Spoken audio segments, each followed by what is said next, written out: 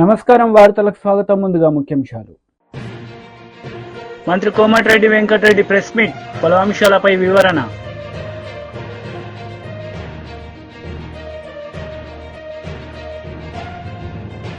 BRS leader press meet, పలు అంశాలపై వివరణ. వైసీపీ లీడర్ మీడియా సమావేశం నిర్వహించారు. ఈ సందర్భంగా పలు అంశాలపై ఆయన మాట్లాడారు. అనుకోకుండా కాఫీకి దిగడం జరిగింది. అదే కాఫీకి జాతీయ రథం దిగకుండా కొంచెం ముందుకెళ్ళి ఉంటే రోడ్డు మీద చంపేసేవాళ్ళే. అనేక మార్లు ఈ 2 మాసాల నుంచి కూడా మా మీద దాడులు జరగదని చెప్పి ఇవాళ శ్రీనివాసరావు కానీ అలానే మధు సోదరుడు మధు కూడా అనేక సార్లు పోలీసులు కూడా తెలియజేయడం జరిగింది. అయినప్పుడు కూడా ఎటువంటి చర్యలు లేవు. మరి ఇవాళ ఏదైతే గింజుపల్లి శ్రీనివాసరావు మీద హత్యాయత్నం జరిగిందో ఆ ముద్దాయిలు తండ్రిని చెప్పిన ముద్దాయిలే మళ్ళీ కొడుకు మీద ముద్దాయిలుగా ఉన్నారు. కొడుకు మీద దాడి చేసిన వాళ్ళే ఉన్నారు. కాబట్టి తప్పకుండా పోలీసులు ఇవాళ చంద్రబాబు నాయుడు గారు ఎక్కడ మీ దాడులు ఉండవు, హింస అనేది ఉండదు అని చెప్పి ఒక పక్క ముఖ్యమంత్రి గారు మరి స్టేట్మెంట్స్ ఇస్తూ ఉన్నారు. అయినప్పుడు కింద క్షేత్రస్థాయిలో ఆ విధంగా జరగట్లా. ఇవాళ ఎమ్మెల్యేలు కానీ కింద నాయకులు కానీ అందరూ కూడా ప్రోత్సహిస్తారు, హింసను ప్రోత్సహిస్తూ ఉన్నారు, దాడులను ప్రోత్సహిస్తూ ఉన్నారు. వైఎస్ఆర్సీపీ అంటే కొట్టిరండి అని చెప్పి అన్ని నియోజకవర్గాల్లో ప్రోత్సహిస్తూ ఉన్నారు. కాబట్టి వెంటనే ప్రభుత్వం ఈ దాడుల్ని మరి ప్రోత్సహించుకుని వెంటనే దాడులు ఆపాలి. లేకపోతే మేము కూడా మరి ప్రతిచర్య ఉంటుంది, మాకు కూడా తప్పకుండా అటువంటి దాడులు లేకుండా ఆపాలని చెప్పి ప్రభుత్వాన్ని మేము కోరుకుంటున్నాం. ఇవాళ ఏదైతే గింజుపల్లి శ్రీనివాసరావుని రాత్రి హత్యాయత్నం చేశారో మరి వారి మీద పీడీ యాక్ట్ కూడా పెట్టాలి. మళ్ళీ ఇటువంటి దాడులు జరగకుండా ప్రభుత్వం కట్టుదిట్ట చర్యలు తీసుకోవాలని చెప్పి మేము ప్రభుత్వం డిమాండ్ చేస్తూ ఉన్నాం. అదే గ్రామంలో మధు ఉన్నారు, ఆ సోదరుడు మధు.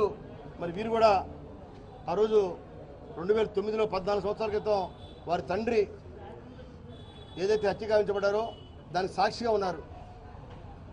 మరి ఆ పోలీస్ ఛార్జ్షీట్లో సాక్షిగా ఉంటే ఆ పోలీసు వేసిన ఛార్జ్షీట్లో ఇతను సాక్షిగా ఉన్న కొడుకును కూడా పేరు తీసేశారు సిబిసిఐడి వాళ్ళు. కాబట్టి సిబిసిఐడి ఆ రోజు వేసిన కేసుని తీసివేసి మళ్ళీ పోలీసునే ఈ కేసుని తిరిగి విచారించి ఎవరైతే ముద్దాయిలు ఉన్నారో, ఎవరైతే గింజుపల్లి వీరయ్య గారిని చంపిన నిజమైన ముద్దాయిలు ఉన్నారో మరి వారిని ఆ పోలీసు తిరిగి దీని కేసును విచారించి ఆ సిబిసిఐడి కేసుల్ని లేకుండా ఇవాళన్న తెలుగుదేశం ప్రభుత్వం ఆ కేసును విచారించి ఆ దోషులను శిక్షించాలని చెప్పి మేము ప్రభుత్వాన్ని కోరుతున్నాం.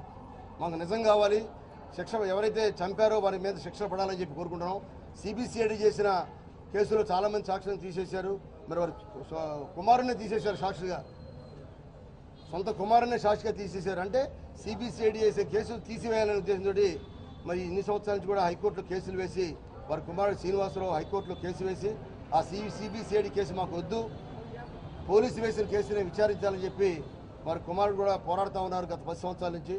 కాబట్టి తప్పకుండా పోలీసు దీన్ని తిరిగి విచారించి కేసుని నిజమైన దోషుల మీద శిక్ష పడేలాగా చర్యలు తీసుకోవాలని చెప్పి ఇవాళ తెలుగుదేశం ప్రభుత్వాన్ని కూడా మేము డిమాండ్ చేస్తా ఉన్నాం.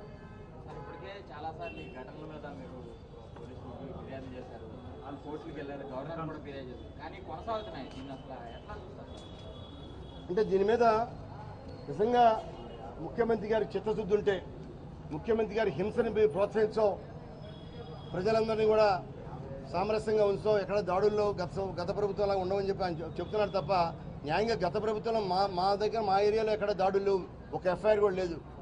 అటువంటి వాళ్ళు దాడులు జరుగుతుంటే మరి ప్రభుత్వం చూస్తూ ఊరుకుంటుంది. ఇవాళ 41 అసలు ఇవాళ స్టేషన్ బెయిల్ ఇవ్వడం అనేది అతి దారుణం. ఒక మహిళ, ముస్లిం మహిళని ఇంటి మీదకి దాడి చేసి ఆవిడని విశేషణరహితంగా కొట్టారు. ఈ విధంగా కొట్టిన వాళ్ళ మీద కూడా స్టేషన్ బెయిల్. అలానే అనేక రకాల ఇళ్ళు ధ్వంసం చేశారు. ఇవాళ పార్టీ ఆఫీసు వత్సవాయిలో పార్టీ ఆఫీసు మీద టీవీ ధ్వంసం చేశారు, జెండా దెమ్మిని ఎరగొట్టారు.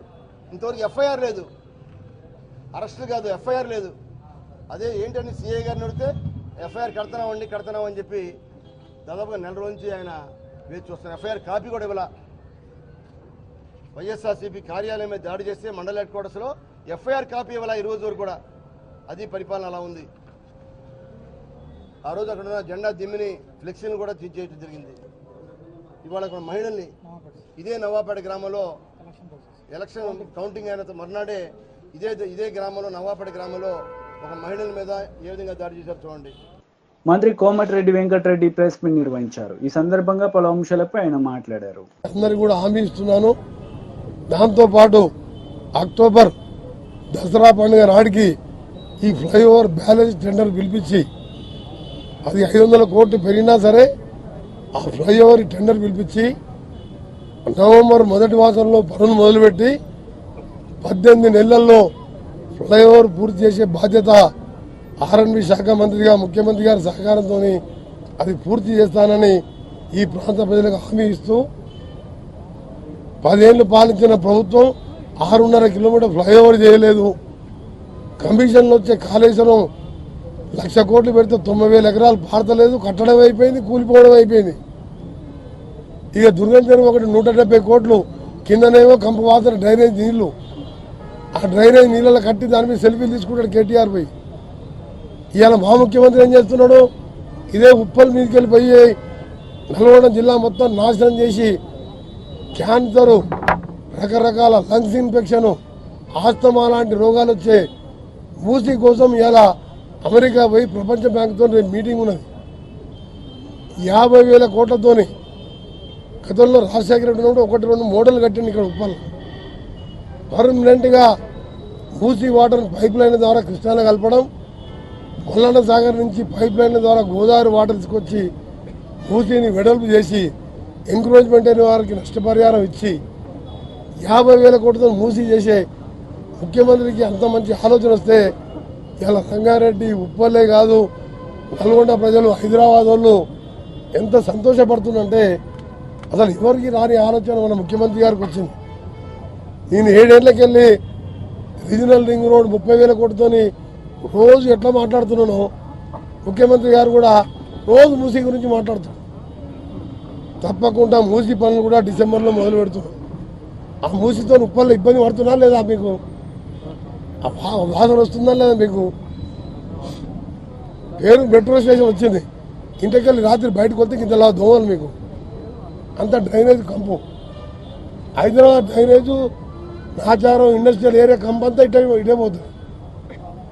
ఇది కాంగ్రెస్ ప్రభుత్వం, ఇది ప్రజా ప్రభుత్వం. ఒకవైపు 1,00,000 లక్ష వరకు చేసినాం రుణమాఫీ, ఆగస్టు 15కు 2 లక్షలు, 32,000 చేసిన చరిత్ర దేశంలో చిన్న రాష్ట్రంలో ఎవరు చేయలేదు.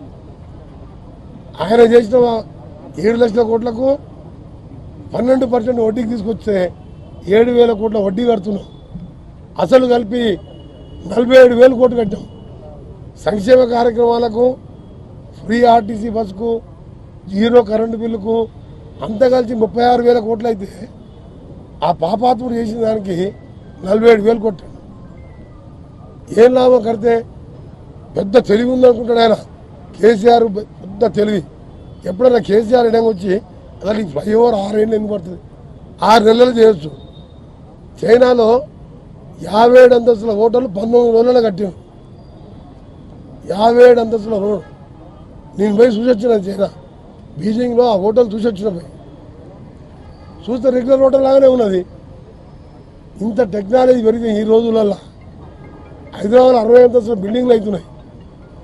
మరి కేటీఆరా, కేసీఆరా, హరీషా అసెంబ్లీలో మాట్లాడుతున్నా, ఇంకా సిగ్గులే కూడా అసెంబ్లీలో. ఒక దేశంలో మొట్టమొదటి మహిళా హోమ్ మినిస్టర్, 5 ఏళ్ళు ఐటీ మినిస్టర్, ఆమెనే రేవంత్ రెడ్డి రా తమ్ముడు నీకు భవిష్యత్తు ఉంటుంది ముఖ్యమంత్రి అవుతామని చెప్పినాడు. తీసుకొచ్చింది. ఈయన మాటలు నమ్మిండు. మల్కాజ్గిరిలో చీఫ్ ఎలక్షన్ ఏజెంట్ ఉంటాను. అయినా సరే మా తమ్ముళ్ళు అందరూ కలిసి గెలిపించింది రేవంత్ రెడ్డి గారిని. ఈయన తీసుకొచ్చిండు. ఆయన తీసుకొచ్చిన కాబట్టి బీఆర్ఎస్ లీడర్ మీడియా సమావేశం నిర్వహించారు. ఈ సందర్భంగా పలు అంశాలపై ఆయన మాట్లాడారు. అసెంబ్లీ ఎన్నికల సందర్భంగా ఈ యువతను ఊరు వాడ తిప్పి, చేను శెలక తిప్పి, గద్దెనెక్కించి వాళ్ళను అధికారంలో తీసుకొస్తే అదే కాంగ్రెస్ పార్టీ గద్దల్లాగా వాళ్ళని ఎత్తుకెళ్ళి ఈరోజు కేసుల పాలు, స్టేషన్ల పాలు చేస్తూ ఉన్నది. ఇది చాలా దుర్మార్గం. ఇది ఆ రోజు శాసనసభ ఎన్నికల సందర్భంగా కానీ, లేదా ఇటీవల జరిగినటువంటి ఎమ్మెల్సీ ఎన్నికల సందర్భంగా కానీ కాంగ్రెస్ పార్టీ గెలిచిందంటే దానికి ప్రధాన కారణం ఈ రాష్ట్రంలో ఉన్నటువంటి యువత, ఈ రాష్ట్రంలో ఉన్నటువంటి నిరుద్యోగులు, రాష్ట్రంలో ఉన్నటువంటి GO46 బాధితులు. కానీ ఆ నిరుద్యోగ యువతనే ఈరోజు మా కష్టాలు చెప్పుకుందామని చెప్పి వాళ్ళు ప్రజాభవన్కు వెళ్తే వాళ్ళ కష్టాలను వినకుండా, ఈరోజు వాళ్ళ కన్నీళ్లను తుడవకుండా, ఈరోజు వాళ్ళను కొట్టి వాళ్ళని కేసుల పాలు చేసి వాళ్ళ మీద అరాచకం చేయడం చాలా దురదృష్టకరం. ఆ రోజు కాంగ్రెస్ పార్టీ ఏం చెప్పింది? ఇది ప్రజాభవను, ప్రజల కన్నీళ్లు చూడడం, ప్రజల కష్టాలు వినడము ఈ ప్రజాభవన్ కర్తవ్యం అన్నారు అని అనేక రకాలుగా కాంగ్రెస్ పార్టీ కహానీలు చెప్పింది. కానీ దురదృష్టకరమైనటువంటి విషయం ఏంటంటే ఈరోజు మా కష్టాలు చెప్పుకుందామని వెళ్ళినటువంటి GO46 బాధితుల మీద ఈరోజు పిడిగుద్దులు గుద్ది అర్ధరాత్రి 1:30కు వాళ్ళను అరెస్టు చేసి వాళ్ళను ఒక్కో దగ్గర 10 మందిని 20 మందిని వదిలి దాని తర్వాత కొంతమందిని అరెస్ట్ చేసి తీసుకెళ్లడం జరిగింది. ప్రజాభవన్కు GO46 బాధితులు అనేక సందర్భాలుగా వెళ్ళిండ్రు, అనేక సందర్భాలుగా వాళ్ళ సమస్యలు చెప్పుకునేటువంటి ఒక ప్రయత్నం చేసిండ్రు. కానీ కనీసము కనికరం లేకుండా ఈరోజు వాళ్ళ మీద పిడిగుద్దులు ఉండడం చాలా దుర్మార్గం. అనేక మంది గాయాల పాలైన్లు. పాపం ఏ మీడియా కూడా అర్ధరాత్రి కాబట్టి క్యాప్చర్ చేసుకునేటువంటి అవకాశం లేకుండా పోయింది. కాళ్లకు, చేతులకు, వెన్నులకు, వీపుకు చాలా గాయాలైనాయి. మమ్మల్ని ఇక్కడ నిరసన తెలుపనీయడం లేదని చెప్పి వాళ్ళు తెల్లవారు మళ్ళీ అమరవీరుల స్తూపం దగ్గర, అమరజ్యోతి దగ్గర వెళ్ళి అక్కడైనా మా గోస అమరులకైనా చెప్పుకుందామని వెళ్ళి అక్కడికి వెళ్ళి దీక్ష చేస్తూ ఉంటే మళ్ళీ నిన్న ఉదయం 10:30కు వాళ్ళని అరెస్ట్ చేసి వాళ్ళని తీసుకుపోయి బండ్లగూడ పోలీస్ స్టేషన్లో పెట్టడం జరిగింది. ఎంత దుర్మార్గం అంటే నిన్న ఉదయం వాళ్ళు నిరాహార దీక్ష ప్రారంభిస్తే నిన్న రాత్రి 11 గంటల వరకు వాళ్ళు మంచినీళ్ళు కూడా ముట్టలే.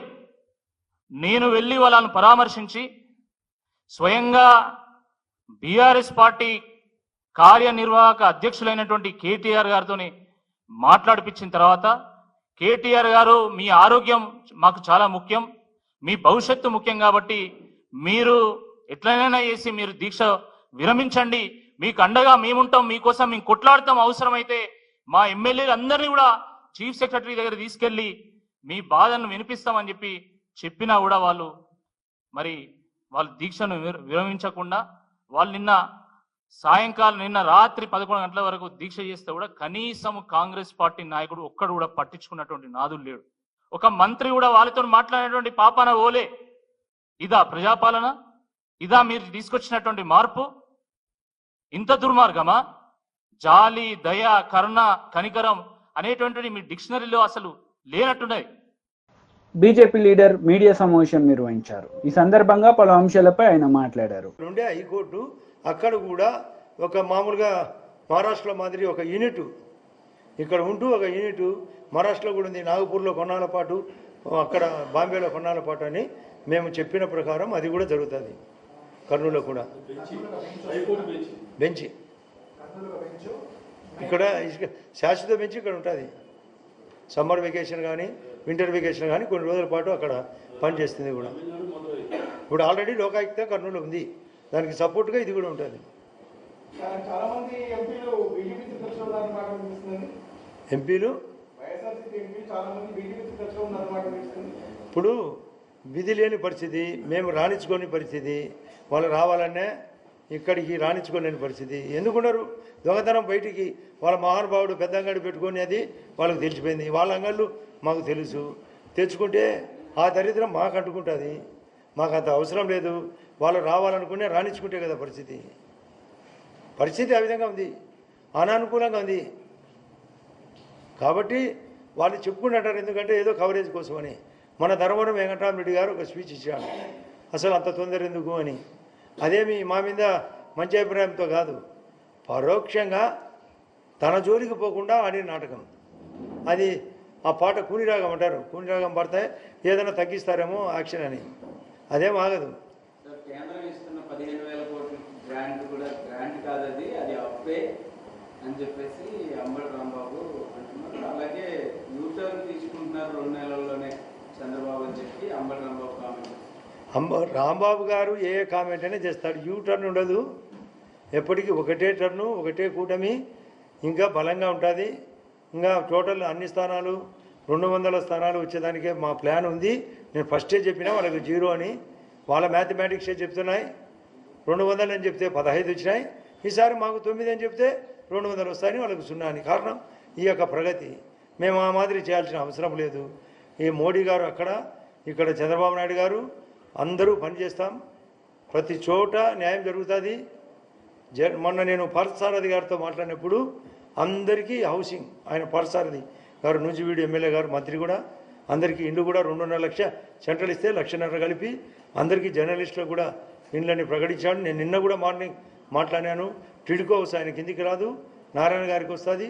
మీరందరూ ఎక్కువ మంది టిడ్కో కింద ఆధారపడి ఉంటారు. అందరికీ హౌసింగ్ ఇవ్వాలనే ఉద్దేశంతో అన్నీ బయట ఉండేటి కట్టిన వాటిని 90, 95, 99% కడితే కూడా ఆపినాడు ఈ దరిద్రుడు. దాన్ని కరోనా కేంద్రాలుగా చేసినాడు, క్వారంటైన్ సెంటర్లుగా పెట్టినాడు మా దగ్గర అయితే. ఎందుకంటే దాంట్లో చేరకూడదు.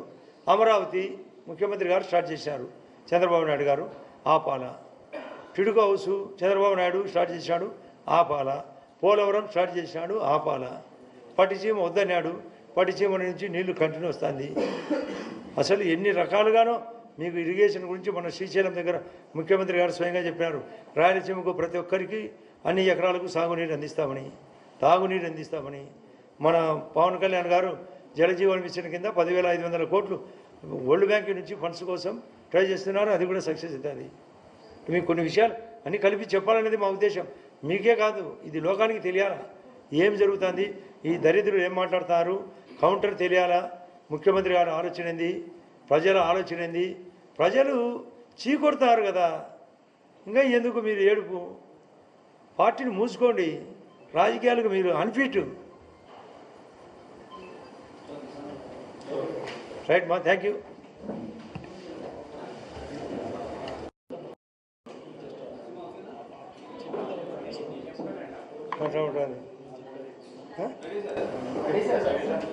రైట్, బాగానే సౌండ్ బాగుందిమ్మా. ఓకే, అందరికీ నమస్కారం. ఈరోజు నాతో పాటు రాష్ట్ర మోర్చా ముస్లిం మోర్చా అధ్యక్షులు బాజీ గారు మరియు యువ మోర్చా నాయకుడు రాజేష్ రెడ్డి డాక్టర్.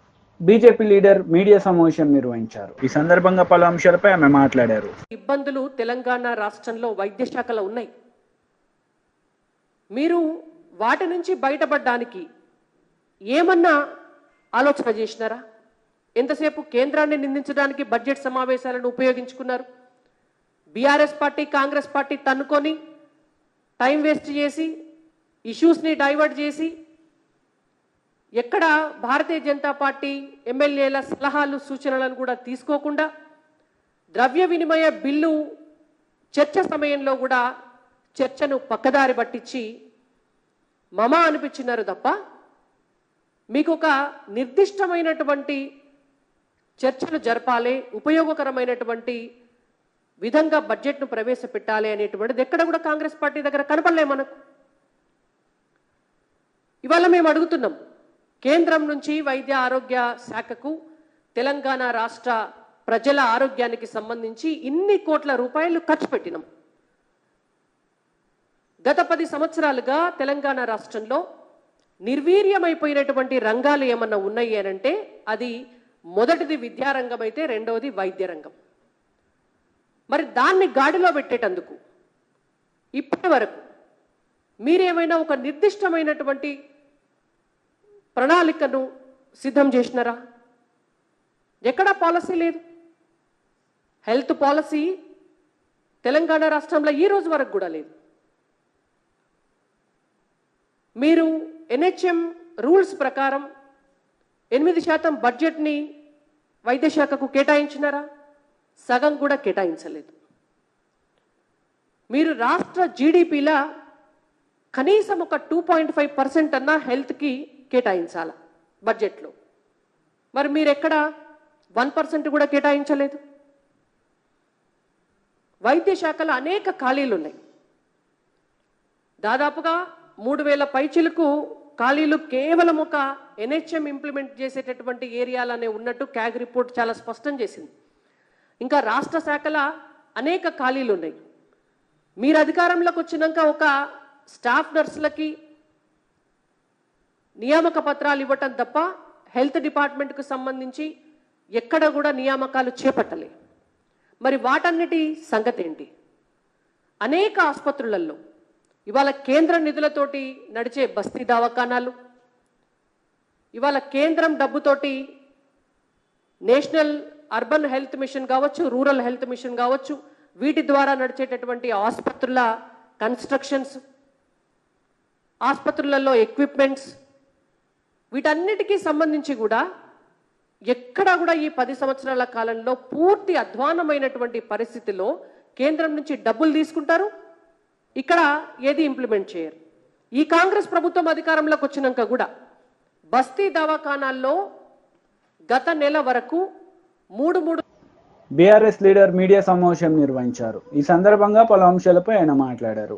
మన అదృష్టవశాత్తు తెలంగాణ రాష్ట్రము దేశంలో మనము 28 రాష్ట్రాలు, తర్వాత 7 8 యూనియన్ టెరిటరీస్ ఉన్నాయి. మనము కిందికెళ్ళి 31 స్థానంలో ఉన్నాం. అంటే మనకంటే ఒక 6 మెరుగున్నారు. అంటే అవి గోవా, ఢిల్లీ, తర్వాత ఇంకో 2 స్టేట్స్ ఉన్నాయి, కేరళ ఒకటి ఉన్నాయి.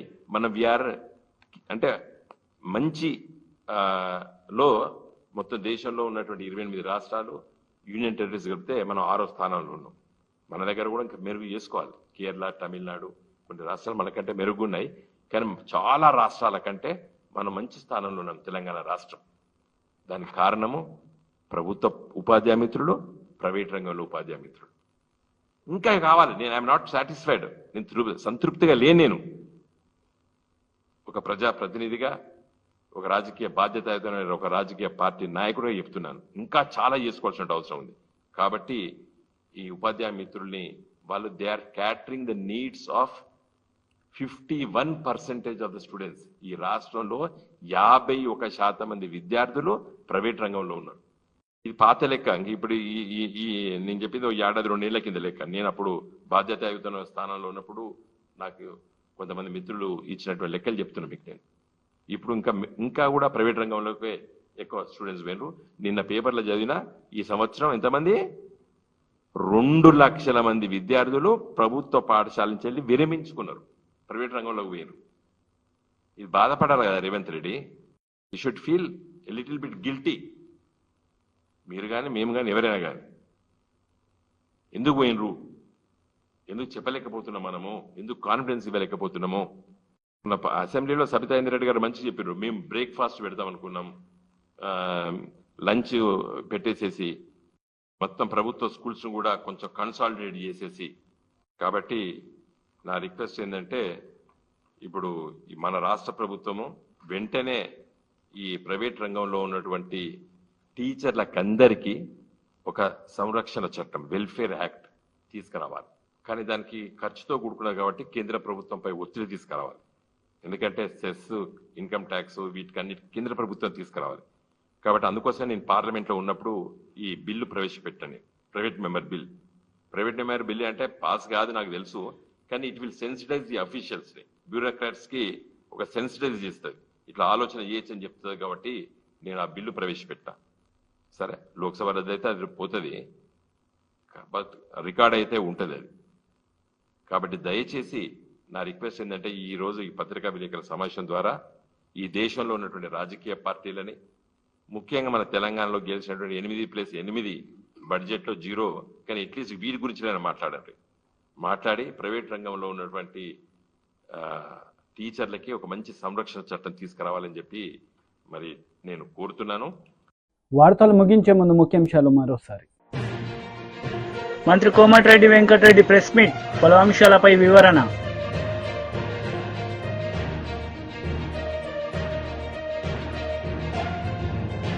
బీఆర్ఎస్ లీడర్ ప్రెస్ మీట్, పలు అంశాలపై వివరణ. ఈ వార్తలు ఇంతటితో సమాప్తం. తిరిగి ప్రసారమయ్యే వార్తల్లో మళ్ళీ కలుద్దాం. అంతవరకు సెలవు. నమస్తే.